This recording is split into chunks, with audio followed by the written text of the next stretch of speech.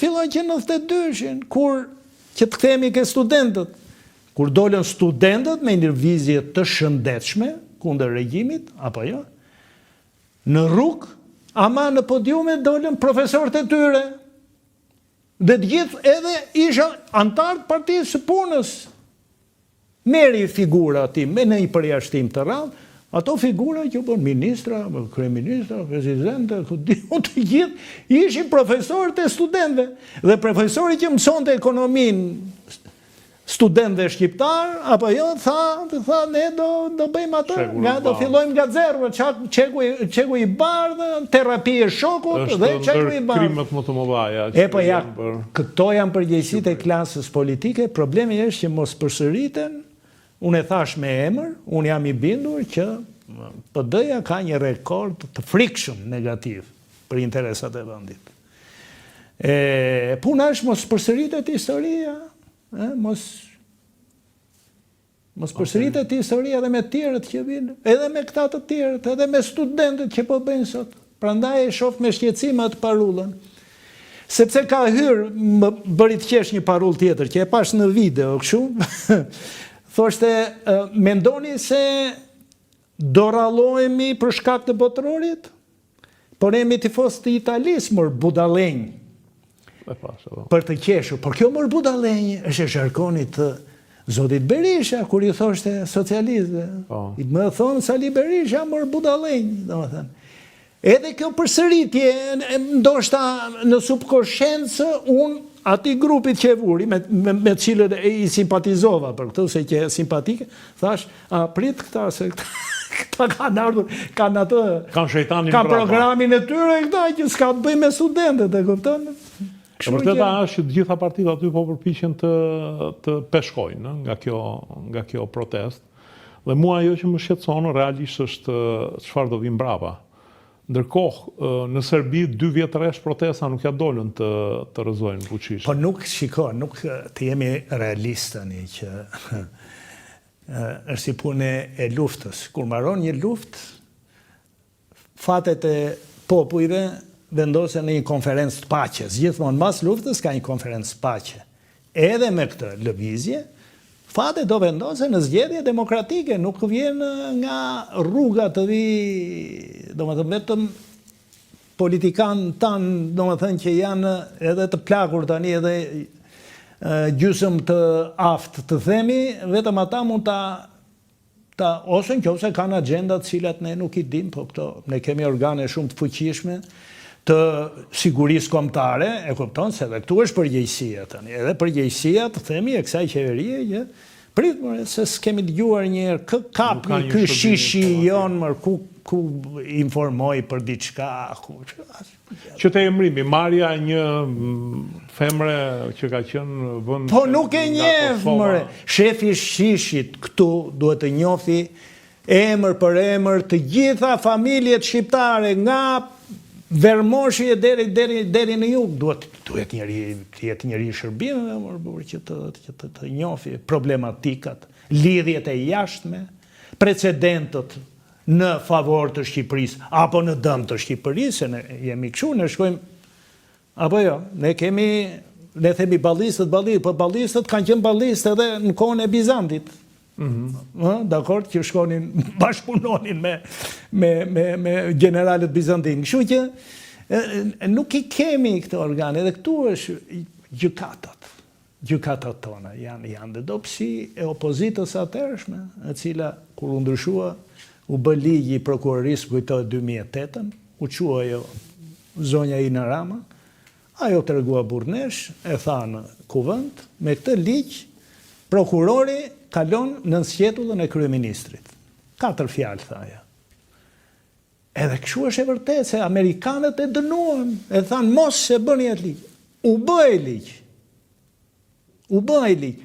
Po bëri Partia Socialiste që partia kryesore e opozitës të bëj një oponent ndaj atij? Jo, as e morin konsiderat. Tani janë kohemi, apo janë njerëzit e Saliut, janë po e ke lënë ti. Meri në provim ata, si që është cakto regullat, e mos e li procesin të iki në rjedhjet lirë. jo s'merrem unë me vettingun, e kanë amerikanët, e kanë eurokrasinë, që ajo do marri emrin e kësaj qeverie, vettingu. Ndërkohë, profesor, kemi një goditje në 180 gradë të spakut, nuk shikon 360 gradë. Një goditje të Partisë Socialiste ku i vetmi emër pa u përmendur është ai Edi Ramës. Pra, kjo lloj drejtësie si shumë e politizuar duket apo jo? Është, thash... Pavarësisht se kjo qeverisje ka probleme të mëdha edhe vetë. Qeverisja ka padyshim probleme të mëdha, por këto probleme i kishte edhe qeverisja e parë, vetëm çfarë të them që është bërë, që është thënë me rrugë e kombit, më kujtohet mua akoma në 2007, 2008, ky kryetari kontrollit të shtetit, që ishte i majorancës, pra ishte i qeverisë Berisha, ai nxori 200 milionë që në fazën e parë, kur flitej për 600 milion gjithë rruga, flitej 600 milion atëre euro, dhe ai nxori 200 milion abuzime, do më thënë, vjedhje ose harxime kot, s'ka rëndësi. Në vitin 2007 ose 2008. Tash ka marrë punë sepse është parashkruar. Tani, do me thënë, këtu është bërë me hidrocentralet, hidrocentralet që ne na vjen dhe keqare se kemi punuar, kemi bërë aksione pa fund, me kuruda, me fabrike, me bistritës. Pa. Që u bën për të kompensuar të pëshon. Si të thua që duhet sistemi, duhet të, sigurisht ka rregullime, nuk them, por që ka politizime, ka ndroj se ka radhë në këto punë, apo jo? Ka radhë. Duhet të kishte radhë. Duhet të kishte radhë në këto gjëra, prit tani se ka qenë ky, i ka ndalë këto gjëra, merë. Jo, shko, paraqitu në spak, ik, baj dhe miting aty dhe ktheu. Do me thënë, ka një disproporcion me drejtjeve re, bie në sy të gjithë dhe kjo. Dhe kanë edhe nga 2 vjet në burgë, akoma nuk falë. Lej, këto, të themi drejtën, edhe Ilir Meta, edhe Sajmir Tahiri, që u ashu edhe kryetari i bashkisë Erion Vendiaj, i cili s'mund të thuash e ka bërë Tiranën, i ka dhënë fytyrë tjetër Tiranës, punëtor i madh. Të tjerat i di vetë ai, i di gjykatës nuk Gjithsesi po bëhet 2 vjet në burg. Po janë çfarë thuash, janë grumbulluar të gjitha dhe prandaj njerëzit dalin në rrugë, kupton, janë grumbulluar gjëra të pazgjidhura asnjëherë. Ndërkohë një deputete e para në listën e Shkodrës, Neo Malsoria që i thonë, me mbiemër Koçeku, nuk gaboj, dele pavarur. Kemi një shkërmoqje të pushtetit të Edi Ramës?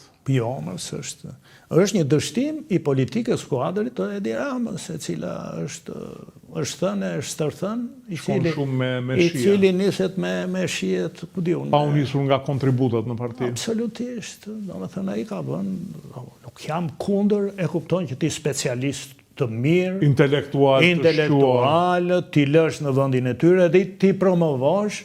Po tani merr nga rruga, pa pasur një ditë pune dhe mere vendos aty. Sigurisht, kjo nuk e nderon dhe këtë zonjën që thua ti, që unë nuk e njoh, nuk e nderon, sepse e bëre një zgjedhje të dhanë një besim, të paktën, prit mbaroj legjislatura, edhe pasaj bëj zgjedhjet e tua. Ose bëj dhe oponentës brenda partisë, në përgjëra konkrete, jo i ka unë, si pse e pranove? Se ka dhënë dhe intervistë kur u caktuar deputetët. Shumë e lumtur. Me fjalët më të mira për Edi Ramën. Sot kishte bërë një status, duke bërë një flamingo. Kam idenë që se kanë idenë që janë flamingot, nuk di të dalloj, por. Qatë them janë gabime të cilat kushtojnë. Por nuk është një shturje. Një shkërmoqje. Jo, nuk është, sepse unë jam i bindur që po të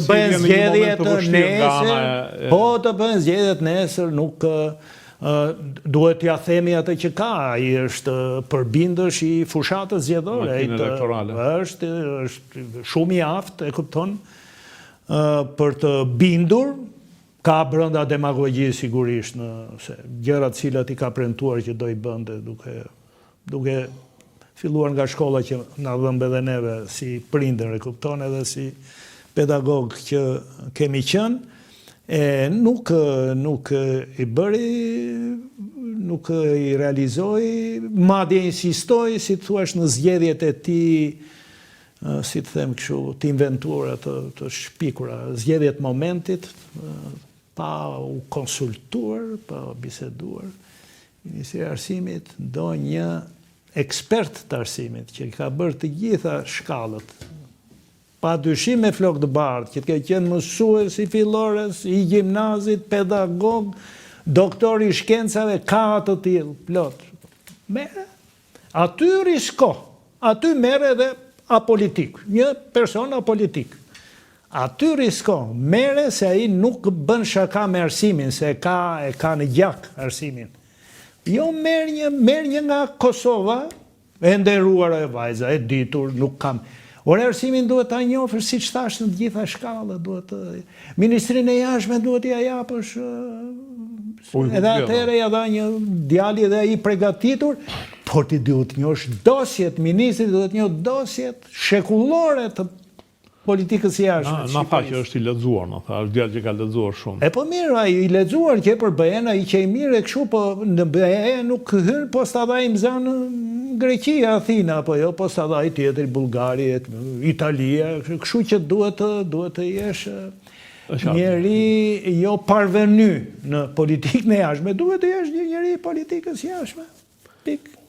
Profesor, ka dhe një diçka që kërkojnë arsim, kërkojnë mjekësi, si që ka Gjermania, por unë po ju bëj vetëm një krahasim.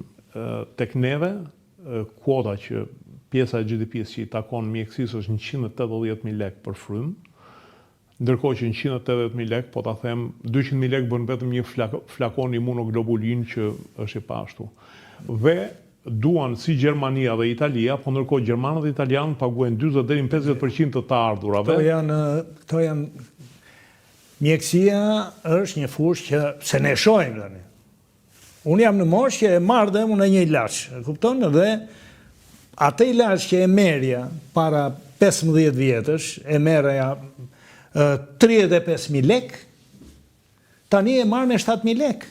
Domethënë, këtu e shoh unë, larg qoftë, mos paça nevojë për të shkuar në spital. Kam shkuar në spital për të tjerë, për shoke, për miqe të afërt. Pa dyshim që ka vështirësi. Jo, më është përmirësuar, nuk ka dyshim që ka ecër. Sepse Italia shpenzon 2.200 euro për frymë. Ti shpenzon vetëm 170 euro. Pastaj do jemi toksor mërdi me këtë pritën. Jo, pranoj se bisedoj, kam biseduar me disa për këtyre demonstrues, kemi mjekësin shikoj, thash.